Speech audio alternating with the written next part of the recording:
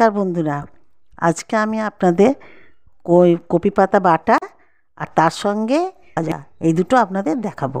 Copy পাতাগুলো আগে কুচিয়ে ভালো করে ধুয়ে কপি পাতাগুলো ভালো করে ধুয়ে কুচিয়ে নেব।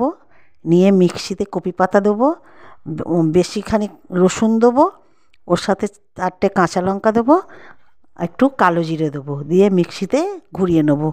বেশ মিহি হয়ে যাবে, তখন নামিয়ে নেব। নিয়ে কড়ায় তেল দেবো, দিয়ে ওই মিক্সির ওই বাটাটা দিয়ে দেবো, দিয়ে কাশ্মীরি লঙ্কা দেবো, হলুদ দেবো, নুন দেবো আর একটু চিনি দেবো, দিয়ে খুব নাড়বো। নাড়তে নাড়তে দেখবো তেলটাও বেশি পরিমাণ দিতে হবে। নাড়তে নাড়তে দেখবো গুটিয়ে আসছে বেশ খুন্তিতে, তখন ওইটা নামিয়ে নেব। তারপর নুন হলুদ মাখিয়ে রেখে দেবো, তারপরে বেগুনটা ভাজবো।